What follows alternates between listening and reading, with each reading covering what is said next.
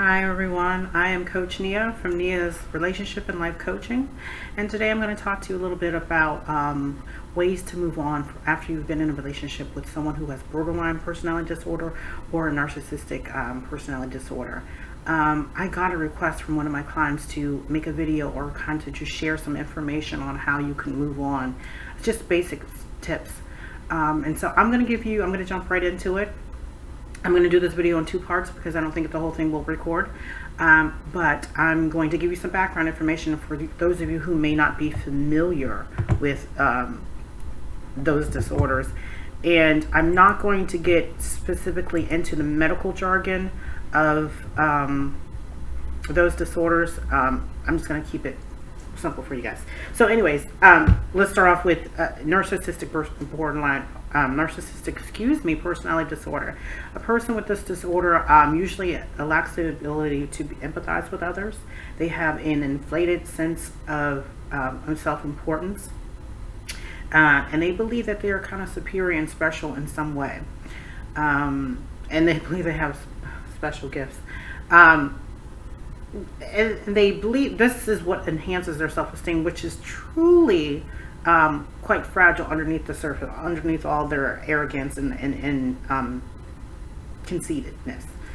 This grandiose persona is really just a cover-up from the private pain that they may be experiencing from any past hurts or any past rejections or some childhood trauma that they have had to deal with. Typically, these people really, underneath it all, feel inferior. The raw truth about a person with narcissistic personality disorder is that they are not capable of reciprocating love. I feel like only God can help these people. So if I had any advice, I would say as best that you can, try to avoid being in a romantic relationship or having relationships with people with narcissistic personality disorder.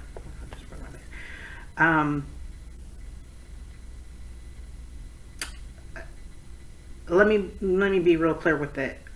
They don't have a constitution that allows them to reciprocate love because their interest is solely on self. So again, it's a fruitless endeavor if you pursue a relationship when you know someone is exhibiting these qualities. And it looks like, he or she is always talking about themselves. They're, something may be bad happen and they're not able to sympathize or empathize, with the person. Everything is about me, and they can be controlling at times too. So let me talk to you briefly about borderline personality disorder. This is an illness that is marked by ongoing varying moods of self-image and behavior. The people with borderline, they're impulsive in their actions. And with problems in relationships with other people, they're impulsive. So one minute, like, everything will be going good in the relationship, and then one minute they'll start a fight, or you'll have a fight, and they'll break up with you, and you're like, wait, what? Did that just happen? It's because they have these varying moods. One minute of depression, of anger, of anxiety, and it may last for a couple hours, it may last for a couple of days, it may last for a couple of weeks.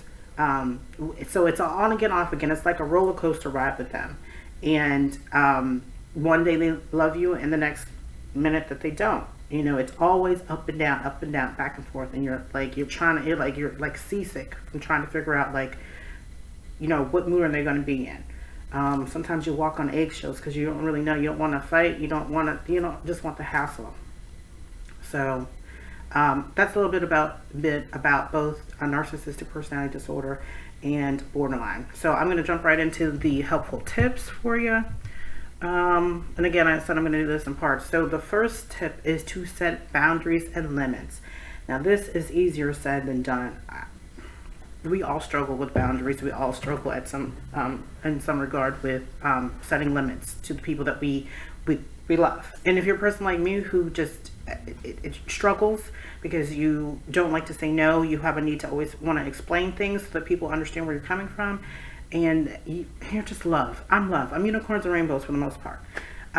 So I struggle because I want to share care and compassion and love to those that I care about or love. So anyhow, In order for the healing, though, to commence, you need to put yourself in what I call protective custody. So that means if you can physically separate yourself from this person, then you need to do just that. If you can avoid the verbal communication with them and correspondence with them, then you need to do that.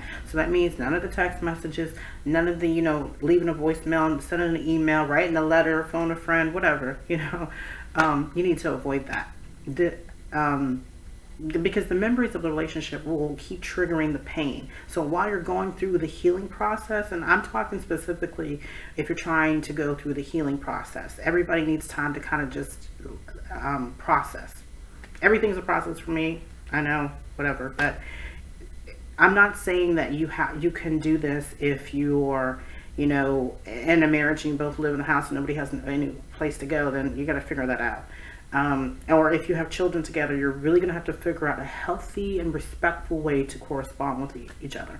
I'm here to tell you, if sometimes that correspondence can't be pleasant or respectful, then you might need to take a time out.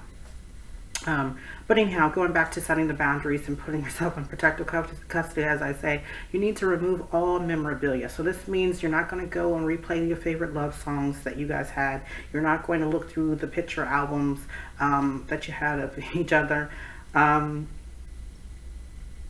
You have to give back or put away the teddy bears, the love notes, the love letters, the cards, the jewelry, the teddy bears, and all that stuff. You gotta kind of put it away for a little bit, or forever, depending on how you feel about it. And I said the jewelry, I know people are like, I'm not giving back that ring, or I'm not, you do whatever you do, you know what I mean? But if it reminds you of the relationship that it's over, and it's going to keep triggering some of that pain or trauma that you experienced, you might want to get it out of your eyesight and kind of just do away with it. Number 2. Remove the toxicity from your system and do not internalize what happened. So, one of the best things to do is to journal and to write. And people are like, I don't want to write down my feelings. I don't have time for that. Let me tell you something.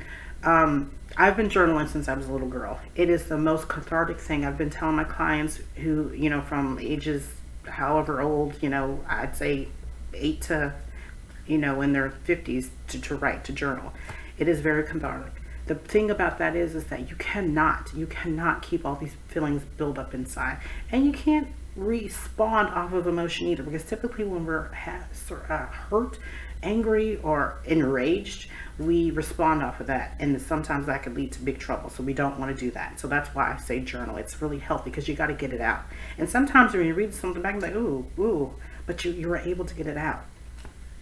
And the other thing to this that's very important is that you don't want to keep these things inside, because you'll have a lot of emotional baggage, and then you'll remain in emotional prison.